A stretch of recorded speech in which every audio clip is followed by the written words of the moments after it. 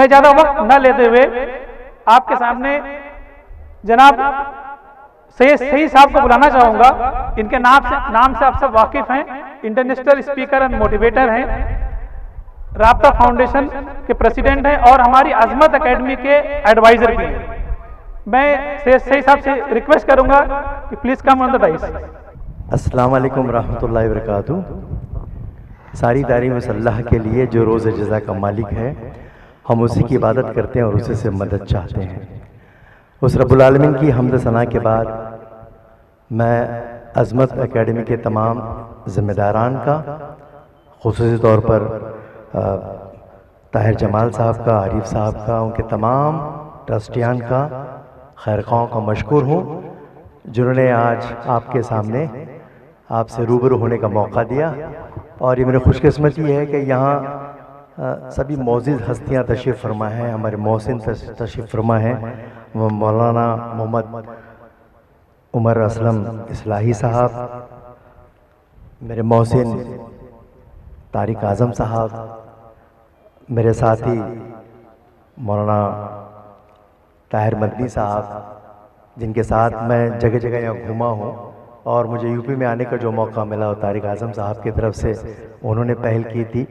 उसके अलावा या तशरीफ़ फरमा वो सारे हजरात, डॉक्टर मोहम्मद रफ़ीक साहब जो बेंगलुरु से आए हुए हैं, ये सब हमारे खैरख्वाह हैं। उन सब का फ़र्दन मौलाना अतीकुर्रहमान साहब, उन सबका वक्त कम है, मैं सिचुएशन को समझ रहा हूँ। मुख्तसर एब्स्ट्रैक्ट मुख्तसर अंदाज में मुझे मौजूद दिया गया है पेरेंटिंग वर्कशॉप। अभी सदर मोहतरम ने उसका आगाज़ किया और बहुत ही मुख्तसर अंदाज में उस दर्द को बयान किया।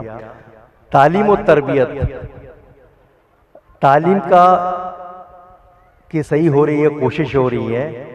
मैं गांव-गांव, शहर-शहर, बस्ती-बस्ती, नगरी-नगरी घूमते रहता हूँ। I am so lucky. मैं साल के तकरीबन 300 दिन घूमता रहता हूँ। मैं अब उड़ीसा से होते हुए वेस्ट बंगाल से यहाँ ख़ास इस वक्त के लिए आया। मुझे वापस अभी वेस्ट बंगाल जाना है। तो मैं गांव-गांव, शहर-शहर घूमता हूँ और असल चीज़ तालीम की तो अहमियत से किसको इनकार हो सकता है, लेकिन मैं यहाँ कहना चाहता हूँ तालीम से कहीं ज़्यादा तरबियत की ज़रूरत है। तरबियत खरीदी नहीं जा सकती, इसकी कोई कीमत नहीं लगाई जा सकती। तरबियत 80% वालिदैन की जिम्मेदारी होती है और वालिदैन समझते हैं आप पैसे लो और इसकी तरबियत कर लो, पॉसिबल ही नहीं है। शख्स से शख्सियत बनने का जो सफर है उसकी शुरुआत घर से होती है। शख्सियत साजी के लिए माँ का जो रोल होता है और बाप का, दोनों की तरबियत। जिन बच्चों को माँ बाप की कुर्बत मिलती है उनके लिए हुसूल तालीम आसान होता है, उनमें खुद एतमादी ज़्यादा होती है। वो और तरबियत वहाँ से शुरू होती है, अपने बच्चों को वक्त देना। अब पूरे हिंदुस्तान में जगह जगह हम घूमते हैं, हर एक के जोग्राफिकल इन्वायरमेंट अलग अलग है, हालात अलग अलग हैं। हालात का मुकाबला करने के लिए तालीम की ज़रूरत है। शख्सियत विरासत में मिलती है। शख्सियत का मतलब होता है एक पहचान, एक तो जोग्राफिकल पहचान, खानदानी पहचान, धर्म से पहचान। ये पहचान मिलती है विरासत में, लेकिन असल पहचान सबकी मुनफरिद होती है, सबसे जुदा होती है। कुरान कहता है लक़द खलक़ना इंसान फ़ी अहसन तक़वीम, हमने इंसान को बेहतरीन साख में बनाया। तो हर बच्चा एक हीरा होता है, उस हीरे को तराशने का काम माँ बाप ही कर सकते हैं। मट्टी का एक गोला मदरसे में दाखिल होता है, स्कूल में दाखिल होता है, अगर वो मट्टी का गोला खालिस हो तो उसको यहाँ आकार मिलेगा। ये माली उसको सींचेगा या ये क्या कहते हैं उसको, कुम्हार जिसे, उसको एक शक्ल देगा। शर्त ये है कि वो मट्टी का गोला सॉलिड हो और इसकी जिम्मेदारी वालिदैन पे आती है। अगर कंकर मिले हुए हैं, मट्टी मिली हुई है, उसमें खलीज दूसरी मट्टी, कचरा मिला हुआ है, बिगड़ी हुई मशीन ला कर देंगे तो कौन कुछ भी नहीं कर सकेगा। तो अपने बच्चों की तरबियत कैसे करें, इस मौजू पर यहाँ माँ बैठी हैं, उनकी मोहब्बत को सलाम, वालिद उनकी मोहब्बत को सलाम। माँ वो अजीम हस्ती है जो अपनी औलाद को ऐसा चाहती है कि उसमें हमेशा कामयाबी ही देखना चाहती है। कोई माँ ऐसी नहीं होती है अपने बच्चों को नाकाम देखना चाहती है। उसके प्यार में इखलास है, लेकिन जहालत की बिना पर उसको तरबियत नहीं दे सकती। सिर्फ प्यार से कुछ नहीं होता, उसको ट्रेंड होना बहुत जरूरी है, क्योंकि बच्चे नक्काल होते हैं, नकल करते हैं। सुबह से शाम तक माँ जो हरकतें करती हैं, बच्चों ने बड़ा खूबसूरत ड्रामा पेश किया, उससे बहुत सारी चीजें हमारे जहन में आती है, मैं सिर्फ इशारा करते जाता हूं। क्योंकि माँ वो अजीम हस्ती जो अपनी औलाद के लिए सब कुछ निछावर और बच्चे को हारता हुआ देखना नहीं चाहती। उसकी अंधी मोहब्बत गैर तरबियत याफ्ता होने की वजह से, मौजरत के साथ जहालत होने की वजह से भी वो तरबियत नहीं कर पाती जिसे वो करना चाहिए। बाप वो अजीम हस्ती है जो अपनी औलाद की जीत के लिए रोजाना हारने को तैयार होता है, रोज हारने के लिए तैयार होता है। लेकिन मुश्किल ये होता है कि उनसे हम मोहब्बत करते हैं, उसका प्रॉपर वे में हम इजहार नहीं कर पाते। तो इजहार कैसे हो, वक्त कम है। एक्चुअली पेरेंटिंग वर्कशॉप पे हम 3 घंटे का वर्कशॉप लेते हैं। ये एक तरबेती वर्कशॉप होता है, लेक्चरबाजी नहीं होती। इन्वॉल्व करना, महसूस करना उन चीजों को, हर एक का अंदाज अलग होता है। जब मैंने कहा कि एरिया वाइज शख्सियत साजी के अंदाज अलग होते हैं, कल्चर है, तहजीब है। आप महाराष्ट्र साउथ में जाएंगे, वहां का अंदाज बाप और बेटे का, माँ और बच्चे का अलग दिखाई देगा। ऊपर जाएंगे अलग दिखाई देगा। वेस्ट बंगाल में जाएंगे तो ये कुछ कल्चर और तहजीब की भी चीजें होती हैं। बहरहाल कुछ कॉमन चीजें हैं, वो शख्सियत के सारे लवाजिमात हमको कुरान मजीद से मिलते हैं और शरीयत मोहम्मदी सल्लल्लाहु अलैहि वसल्लम की जिंदगी से मिलते हैं।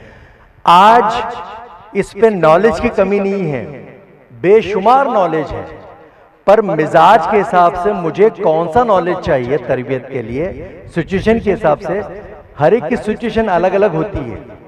उन सिचुएशन में उसको एक अलग अंदाज इख्तियार करना पड़ता है। बच्चों के जहन का हिस्सा बनकर उसकी सोच का हिस्सा बनना बहुत जरूरी है, तब जाकर हर बच्चे का मिजाज अलग अलग होता है।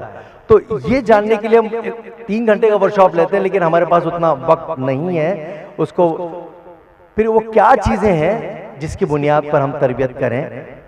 यहाँ मुख्तसर बात मैं ये कहना चाहूँगा कि पहली बात तो ये है कि बच्चे को अगर तरबियत देना चाहते हैं, जैसा मैंने शुरू में कहा, बच्चे नक्काल होते हैं, नकल करते हैं सुबह से शाम तक, और उनके सामने जब तक हम आइडियल नहीं बन सकते तब तक हम उनकी तरबियत दे नहीं सकते। जो अच्छी बातें हमें सिखाते हैं तो इंसान की फितरत है मुशाहिदा करने की। जब अच्छी बात सुनता है तो उसके मॉडल तलाश करता है। जैसा अभी झूठ पर एक ड्रामा खेला गया, झूठ नहीं बोलना, और माँ ही बच्चे से कह दिया अगर कोई वालिद को बुलाने आए नहीं है करके बोल। ये कैजुअल होता है आजकल, वो घर में नहीं है, झूठी बात करना और बहुत सारी चीजें, रिस्पेक्ट करना, गिबत नहीं करना, ये सारे इशारतन आप इस बात को समझें। और उस हिसाब से तरबियत देने के लिए, बच्चों के जहन का हिस्सा बनने के लिए हम अक्सर 9 मिनट का फार्मूला बताते हैं, 9 मिनट्स।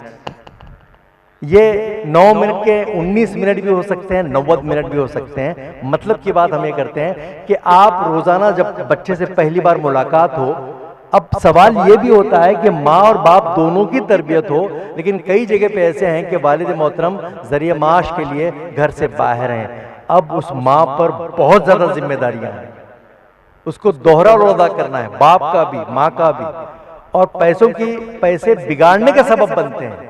अपने बच्चों को ना कहना जरूर सीखिए। कुछ लोग जो मेहनत भरी जिंदगी जीते हैं और मुशक्कत भरी जिंदगी जीते हैं, लेकिन बच्चे की जब तरबियत का वक्त आता है उसको चोट भी, पसीना बहाने की भी तरबियत नहीं देते। उसको सब इजी प्रोवाइड करते हैं, सब आसानी से प्रोवाइड करते हैं, जो मांगता है उसको देने के लिए तैयार है। ये असल में आप उसको बिगाड़ रहे हैं। उसको ना वो डिमांड करता है तो सिर्फ उसकी 25% डिमांड पूरी कीजिए, वो भी अगर आपको सही लगती है, वरना फिर वो ब्लैकमेल करेगा आपको, इमोशनल ब्लैकमेल करेगा, क्योंकि ये तरबियत का एक हिस्सा होता है।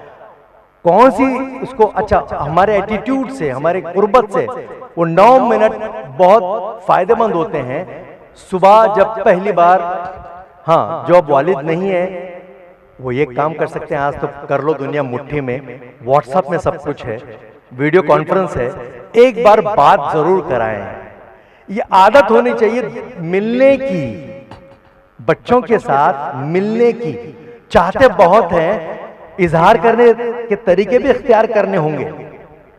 बाप बहुत चाहता है लेकिन जाहिर ही नहीं करता कि मैं तेरे को चाहता हूं, कभी नजदीक भी नहीं बिठाता। मैंने ऐसे भी लोग देखे हैं जो बड़ी अजीब और गरीब मंतक इख्तियार करते हैं कि जब मैं घर में दाखिल होता हूं, क्या मजाल है मेरा बच्चा सोता हुआ मिले या मेरे सामने बैठा हुआ मिले। ये आदाब का कौन सा कल्चर है, थोड़ा मुश्किल लगता है, या कहां से शुरू हुआ, ये किस अंदाज का है, मैं इस पे ज्यादा बात नहीं करूंगा, ये सब लोग आप जानते हैं। लेकिन ये अंदाज अब बदलना पड़ेगा। पहले डिस्टर्बेंस करने के लिए कोई चीजें नहीं थी, अब ढेर सारी चीजें डिस्टर्बेंस कर रही है आपको। सारी दुनिया एक इतने छोटे से फोन में आ चुकी है, उसका दोस्त बनना जरूरी है। ये रोज मिलेंगे, कॉन्फ्रेंस, भले ही ऊट पटांग बातें हो, फोन पर काम की बात होना जरूरी नहीं है, आप उसको सुने। बच्चे, कुछ लोग कहते हैं बच्चे सुनते नहीं है, हमने उनका कभी नहीं सुना। आपको उनको बर्दाश्त करना पड़ेगा, उनकी आपको अच्छी नहीं लगने वाली बातें भी उनसे सुननी पड़ेगी। तो ये कांटेक्ट 3 मिनट सुबह कम से कम, या वालिद मोहतरम जब बाहर हैं तो एक वीडियो कॉन्फ्रेंस जरूर रोजाना होनी चाहिए। बच्चों की शरारतें सुने, उनकी बेमतलब की बातें सुने, उनको बर्दाश्त करना बहुत जरूरी है। उससे होगा एक दोस्ती बनेगी, उनके जहन का हिस्सा बनने का रास्ता खुलेगा। वो क्या सोचता है, उसके दिमाग में क्या चल रहा है, जब उसके दिमाग में क्या चल रहा है, उसकी रुझान के मुताबिक आपको सहूलतें मुहैया करानी है, न कि अपने अधूरे ख्वाब उसमें देखने हैं या उसको खरीद कर कामयाबी लाकर देनी है। तो ये बहुत जरूरी है। तो 3 मिनट या 13 मिनट या कुछ लम्हा माँ अपने बच्चे के साथ सुबह आई कांटेक्ट करे और उसके साथ वक्त बिताए, सिर्फ 3 मिनट। उसको नजदीक बिठाए, उसकी शरारतें, बेमतलब की बातें करें। स्कूल से आने के बाद 3 मिनट वहां की कारकर्दगी, क्या हुआ था, कैसे हुआ, जो भी बातें, और सोने से पहले। और ये इन मुलाकातों में हिदायत नहीं देना, उनकी शिकायत को दोहराना नहीं, उनकी खराबियां, उनकी कमियों का कोई तस्करा नहीं होना चाहिए। मैं इसलिए कह रहा हूं, ये एक नफ्सियाती अमल है, इससे बनेगी दोस्ती, इससे बनेगा उसके दिमाग में क्या चल रहा है। और आपको एक बेहतर दोस्त बनना जरूरी है आज के माहौल में। अगर कोई माँ बाप अपने बच्चों का अच्छा दोस्त नहीं बन सकते तो बाहर एक बुरा दोस्त उसका इंतजार कर रहा है, याद रखिए। सिर्फ पैसा देने से हक अदा नहीं होता, सहूलतें मुहैया करने से हक अदा नहीं होता। जहन का हिस्सा इसलिए भी बनना है कि आज व्हाट्सएप मीडिया इतना एडवांस हो गया है, फहश चीजें इतनी आम हो चुकी हैं कि अगर उसकी सोच का हिस्सा नहीं बनेंगे, हमको पता ही नहीं चलेगा इसके साथ क्या हो रहा है। उसको देखिए, बदफैली के बहुत सारे कारनामे हो रहे हैं। ये चीजें बाहर नहीं आती, लेकिन बेइंतहा ऐसा कोई जगह नहीं रही। बच्चों पे जो जुल्म होने की बातें हैं, उनसे उनके साथ बदफैली होने के वाकयात दिन ब दिन तेजी से बढ़ते जा रहे हैं। वहशी लोग का इजाफा हो रहा है। जब बच्चों की आप फैसिलिटिंग करने की आदत होगी, वो डिस्टर्ब होगा, फौरन टाल लेंगे, कुछ तो गड़बड़ है, कुछ तो हुआ है। तो ये रिश्ता बनेगा मिलने का, एक दूसरे को। पहले क्या होता था, जॉइंट फैमिली हुआ करती थी, तो अगर माँ बाप थोड़ी गफलत बरत भी लें तो उसके रिप्लेसमेंट के लिए दादा दादी, नाना नानी या चाचा, बड़े ताया, ये उसकी जगह को पूर्ण करते थे। अब न्यूक्लियर फैमिली हो गई है, और उसको ये सब डिस्टर्ब करना, ये टीवी, ये बहुत ये चीजें बुरी नहीं है। अगर सोच उसकी अच्छी रहेगी तो ये उससे अच्छी चीजें इस्तेमाल करेगा। तो सोच को बदलने का काम अच्छी सोच देने का काम पेरेंट्स कर सकते हैं उनसे कर, और जिस अदारे में आपके बच्चे पढ़ते हैं उस अदारे से आपको मोहब्बत होना जरूरी है। अगर उस अदारे से आपके डिस्प्यूट हैं, वो अपनी जगह पे हैं, इख्तिलाफ है अपनी जगह पे हैं, बच्चे के सामने उस अदारे को आप कभी भी मनफी बात नहीं करना चाहिए उस अदारे के ताल्लुक से, वरना वहां की तालीम का उस पर असर नहीं होगा। ये बहुत चीजें जरूरी होती हैं जो हम अनजाने में करते हैं, जानबूझ के नहीं करते हैं, अनजाने में करते हैं। तो बच्चों की कुर्बत के लिए उनको वक्त देने ये उन बच्चों को ये भी बताना जरूरत है कि अपनी खुद की हिफाजत कैसे करें। वो बदन के कौन से हिस्से हैं जहां हम भी हाथ नहीं लगा सकते एक एज के बाद। अगर कोई दूसरा आपको हाथ लगाता है तो आपको क्या डिफेंस करना है, ये वक्त की जरूरत है, इससे दूर भागा नहीं जा सकता, वरना कब कहां होगा। और बच्चे को सुनना, बच्चा कई बार बोलता है मुझे उनके पास मत भेजिए, आपको उसको सुनना होगा, शक किस पे मत कीजिए, उसकी मर्जी नहीं है वहां जाने की, मत जाने दीजिए। तो इस तरह के जब रिलेशन बनेंगे, आप बच्चों को 0 एज से लेकर, देखो बच्चा जब 2 साल का होता है, 2 साल तक घर में डिस्कस चलती है, किसके जैसा दिखता है बच्चा। कुछ लोग बोलते हैं चाचा पे गया है तो चाचा पे खुश, कुछ बोलते हैं दादा पे गया है, दादा पे खुश, इधर से पूरा नाना दिखता है, आंखें बिल्कुल खाला पे गई हैं। तो जिनको जिनको खानदान में पता चलता है मुझ पे गया, वो अंदर से लड्डू फूटते खुश होता है। और यही सब लोग, माँ पे बाप सब लोग, जब वो 13-14 साल का होता, बेजारगी से बोलते किस पे गया रे तू, कल तक का नूर नजर लगते जिगर अब उसको पसंद नहीं करते हैं। इसकी वजह क्या है, बिगाड़ एक दिन में नहीं आता। 13 साल के बाद 0 एज से लेकर 19 साल तक अपने बच्चों को दोस्त बनाए रखना, एक्सपर्ट कहते हैं, माहिरीन कहते हैं, वो कहां जा रहा है। उल्टा 13 साल के बाद तो जिम्मेदारी बढ़ जाती है। और मौजरत के साथ, वक्त कम है मेरे पास, उसका मुझे एहसास है। देखिए अभी डिस्कस हो रही थी, लड़कियां खूब पढ़ रही हैं, क्यों नहीं पढ़ेंगी साहब, उनकी परवरिश बहुत अच्छी हो रही है। वो 10 मिनट भी लेट आती है तो घर में बेचैनी होती है, फोन शुरू हो जाते हैं, भाई गाड़ी लेट आ गई क्या बात है, 5 मिनट भी देर हो गई तो कुछ लोग परेशान हो जाते हैं, फोन करना शुरू करते हैं। और लड़का आपका 1 घंटा लेट आता, कान पे जूं भी नहीं रही आपके। ये 2 तरफा तरबियत बहुत खतरनाक है, ये बहुत बड़ी पॉइजन कम्युनिटी को मिलेगा। लड़कियां खूब पढ़ेंगी, क्यों नहीं पढ़ेंगी, क्योंकि उनको वो प्रोटेक्शन हासिल है, उन पे एक प्रेशर है, और उनको मालूम है कि अगर मैं जिस दिन फेल हो जाऊंगी, ये थोड़ी बहुत मुझे बाहर निकलने, माजरत के साथ जो थोड़ी बहुत मुझे बाहर निकलने की आजादी है वो भी सलब होने वाली है। लड़का आज के बाद प्लीज जितनी सख्तियां हम लड़की पे करते हैं मोहब्बत के जताकर, उतनी ही बराबर की सख्तियां हमको लड़के पे करना जरूरी है। वरना मेरी बेटी खूब पढ़ी लिखी होगी, लड़का कहां से मिलेगा साहब, नहीं मिलेगा, मैच नहीं होगा। जो बोएंगे वही काटेंगे। और मिशन एक ही होना चाहिए तालीम का, तालीम ये कंपटीशन नहीं है, एक सफर है, सफर है। उसके रुझान के मुताबिक उसको पढ़ने दीजिए, उसकी कमजोरी के साथ उसको प्यार कीजिए। फेल होना बुरी बात नहीं है, उसको उसूल पसंद बनाइए। उसको ये भी आपको तरबियत देना जरूरी है, बेटा एग्जाम में फेल हो जाना लेकिन कभी कॉपी नहीं करना, हारना बुरी बात नहीं है। यहां लोग खरीदना चाहते हैं कामयाबी, कामयाबी खरीदी नहीं जा सकती, उसको उसका अहल बनाना बहुत जरूरी है। अगर 0 एज से लेकर 19 साल तक आप बच्चों को अपना वक्त देंगे, मतलब आप उनके बचपन का हक अदा कर रहे हैं, आप उनके बचपन का हक अदा कर रहे हैं। बुढ़ापा भी एक बचपना है, क्योंकि हमने उसके बचपन का हक अदा किया था। बुढ़ापे में वो हमारा हक अदा करेगा, वो हमको वक्त देगा। तो तालीम और तरबियत का एक ही मकसद होना चाहिए, वो अच्छा इंसान बने, कंट्रीब्यूटर बने, अपने हिस्से का चिराग जलाए, देने वाला बने। उसको ये मैसेज आप जरूर देना चाहिए, हर फर्द के लिए मैसेज है। न जाने कौन से लम्हे में हम सब मट्टी में मिल जाएं, चलो कुछ काम कर जाएं, किसी के काम आ जाएं, कोई रास्ता सुझा जाए, कोई बस्ता थमा जाए, किसी के रहनुमाई हो, किसी का घर बना जाए। मोमिनों का यही काम था, यही उनकी अदाएं थी। ये जहां जाते थे लोग इसी अंदाज में फिदा होते थे। तो बहरहाल उस माँ के लिए, उस बाप के लिए शख्सियत पर जाने से पहले मुबारकबाद के मुस्तहिक हैं वो लोग जिनके घर में बूढ़ी माँ बूढ़े बाप हैं और उनकी खिदमत कर रहे हैं। आज सबसे बड़ा मसला जो ज़हीन बच्चे हैं, पूरी मिल्लत उन पे कुर्बान होती है।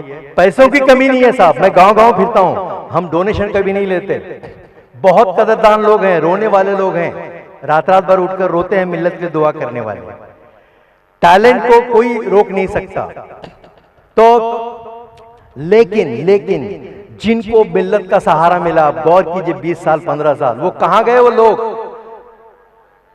जिनको यहां काम करना था और जब बंद पड़ी, जब उड़ गए तो मोहल्ला छोड़कर चले गए, फिर गांव वहीं का वहीं रह गए। मैं मुबारकबाद देता हूं ऐसे अजीम शख्सियतों को जो एक ऐशो आराम की जिंदगी छोड़कर अपनी मिट्टी से मोहब्बत उनको यहाँ ले आती है। उसमें कई नाम सुनने को मिलेंगे, उसमें एक बड़ा नाम हमारे तारिक आजम साहब का है और कई लोग मिलेंगे आपको। ये चाहते थे शानदार जिंदगी अपनी गुजार सकते थे। तो हमको आने वाली नस्लों में ऐसे लोग, ऐसी तरबियत आपको देनी है जो देने वाले बने और दूसरों के काम आने वाले बने। तो जाने से पहले उस माँ उस बाप के नाम, क्योंकि आज मैं कई लोगों को जानता हूं, बस अब 5 मिनट और लूंगा। मैं ऐसे कई लोगों को जानता हूं जिन्होंने अपने बच्चों के लिए सारी सहूलतें मुहैया की, उनको मटेरियलिस्ट बनाया, मादा परस्त बनाया, पैसा ही सब कुछ है और उसमें सक्सेस भी हो गए। उनको उस पर फक्र भी था कि इतना कुछ है, इतना कुछ है। बाद में जो वो चला गया तो पलटकर कभी नहीं आया और ये हॉस्पिटल में नर्स के या हॉस्पिटल में लावारिस के तौर पर उनको जिंदगी बितानी पड़ी। वो नहीं आया पलटकर। पैसे भरपूर थे साहब, एक एज के बाद पैसा काम नहीं आता, बच्चे की सूरत काम आती है, उसकी कुर्बत काम आती है। तो आप अच्छे बच्चे हमको बनाने हैं, वक्त कम है। जाने से पहले मैं वो नज्म जरूर सुनाऊंगा। यहाँ माएँ बैठी हैं, क्योंकि इस मुल्क में बूढ़ों के साथ जो टॉर्चर किया जाता है, मैं पूरा हिंदुस्तान घूमता हूं, ज़ईफों के साथ जो टॉर्चर होता है सबसे नंबर 1 इस मुल्क का आता है, जहां पर मेडिकल फैसिलिटीज भी उनको कम मिलती हैं या उनके पास वक्त बिताने के लिए कोई नहीं है, उनके करीब बैठने के लिए कोई नहीं है, उनकी बात सुनने के लिए कोई नहीं है। तो फीलिंग्स आपके साथ मैं रखना चाहता हूं। इस नज्म के साथ मैं इजाजत चाहूंगा। मेरे बच्चों, जब तुम मुझको बुढ़ापे के हाल में देखो, मेरे बच्चों जब तुम मुझको बुढ़ापे के हाल में देखो, उखड़ी उखड़ी चाल में देखो, मुश्किल माह साल में देखो, सब्र का दामन थामे रखना, कड़वा है ये घूंट लेकिन चखना, उफ न कहना, गुस्से का इजहार न करना, मेरे दिल पर वार न करना, हाथ मेरे कर कमजोरी से कांप उठे और खाना मुझ पर गिर जाए तो मुझको नफरत से मत तकना, लहजे को बेजार न करना, भूल न जाना इन हाथों से तुमने खाना खाना सीखा है। जब तुम खाना मेरे कपड़ों और हाथों पर मल देते थे, मैं तुम्हारा भरोसा लेकर हंस देती थी। कपड़ों की तब्दीली में गर देर लगा दूं या थक जाऊं, मुझको सुस्त और काहिल कहकर और मुझे बीमार न करना। भूल न जाना कितने शौक से तुमको रंग बिरंगे कपड़े पहनाती थी, एक एक दिन में 10-10 बार बदलवाती थी। नहाने में सुस्ती हो जाए तुम मुझको शर्मिंदा मत करना, ये न कहना आपसे कितनी बू आती है। भूल न जाना जब तुम नन्हे मुन्ने से थे, नहाने से चिढ़ते थे, तुमको नहलाने की खातिर चिड़ियाघर ले जाने का मैं तुमसे वादा करती थी, कैसे कैसे हीलो बहानों से तुमको आमादा करती थी। मेरे ये कमजोर कदम कर जल्दी जल्दी उठ ना पाए, मेरा हाथ पकड़ लेना तुम, तेज अपनी रफ्तार न करना। भूल न जाना मेरी उंगली थाम के तुमने पांव पांव चलना सीखा, मेरे बाहों के हल्के में गिरना और संभलना सीखा।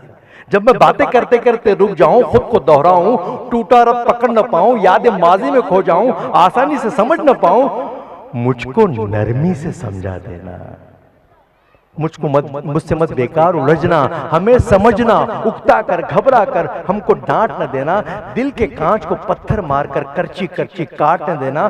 भूल न जाना जब तुम नन्हे मुन्ने से थे एक कहानी 100 बार सुना करते थे और मैं कितनी चाहत से हर बार सुनाया करती थी। जो कुछ दोहराने को कहते वो दोहराया करती थी। गर्चे जल्दी हम समझ न पाए, वक्त से कुछ पीछे रह जाएं, हमको कुछ मोहलत दे देना, शायद हम कुछ सीख सकें। हमने बरसों मेहनत करके तुमको क्या क्या सिखलाया था, खाना पीना चलना फिरना उठना बैठना लिखना पढ़ना और आंखों में आंखें डालकर इस दुनिया में आगे बढ़ना। मेरी खांसी सुनकर अगर तुम सोते सोते जाग उठो तो हमको झिड़की न देना, ये न कहना जाने दिन भर क्या क्या खाते रहते हैं और रातों को खो करके शोर मचाते रहते हैं। भूल न जाना हमने कितनी लंबी रातें तुमको अपने गोद में लेकर टहल टहल कर काटी हैं। जब हम खाना न खाएं तुम हमको मजबूर न करना, जिस शय को ये चाहे मेरा उसको मुझसे दूर न करना, परहेजों की आड़ में हर पल मेरा दिल रंजूर न करना। किसका फर्ज है हमको रखना, किसका फर्ज है हमको रखना, इस बारे में एक दूसरे से बहस न करना, आपस में बेकार न लड़ना। जिसकी कुछ मजबूरी हो उस भाई पर इल्जाम न धरना।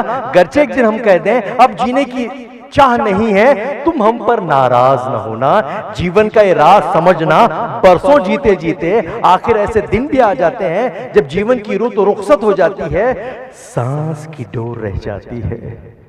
शायद कल तुम जान सकोगे, इन माँ बाप को पहचान सकोगे। गच्चे जीवन की इस दौड़ में हमने सब कुछ हार दिया है, लेकिन हमारे दामन में जो कुछ था तुम पर वार दिया है, तुमको सच्चा प्यार दिया है। जब हम मर जाएं तो हमको हमारे प्यारे रब की जानिब चुपके से सरका देना और दुआ की खातिर हाथ उठा देना। मेरे प्यारे रब से कहना रहम हमारे माँ बाप पर कर दे, जैसे उसने बचपन में हम कमजोरों पर रहम किया था। भूल न जाना मेरे बच्चों, जब तक हम में जान थी बाकी खून रगों में दौड़ रहा था, दिल सीने में धड़क रहा था। खैर तुम्हारी मांगी हमने, हमारी हर सांस एक दुआ थी। अजमत एकेडमी जैसे कई अदारे एक विजन के साथ, एक मिशन के साथ निकले हैं। तालीम को लेकर, तालीम रोशनी करने के लिए है, क्वालिटीज को, सलाहियतों को उभारने के लिए है। और सलाहियतों का सही इस्तेमाल सवाब होता है और सलाहियतों का गलत इस्तेमाल गुनाह होता है। तो अजमत जैसे और कई अदारे यहाँ खुले हुए हैं, उनके साथ हाथ से हाथ मिलाकर हम आने वाली नस्लों को उनकी सोच के मुताबिक, उनके रुझान को समझते हुए एक ऐसा ये कहना है बेटा कुछ भी बन पर अच्छा इंसान बन। मैं फिर एक बार आपका बहुत बहुत शुक्रिया। YouTube पे हमारे बहुत सारे वीडियोस हैं, आप उसको विजिट कर सकते हैं। अपनी खास दुआ में याद रखें। अस्सलाम वालेकुम रहमतुल्लाहि व बरकातुहू। एक मिनट,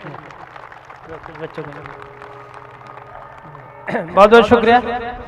जी तो चाहता था कि आपसे ढेर सारी बातें सुनी जाए और सीखी जाए और सबक लिया जाए और अपनी जिंदगियों में नाफिज किया जाए। बहरहाल इंशाअल्लाह आप लोगों से वादा है, मैं दोबारा आप लोगों से जल्दी सईद साहब से मुलाकात करवाऊंगा इंशाअल्लाह।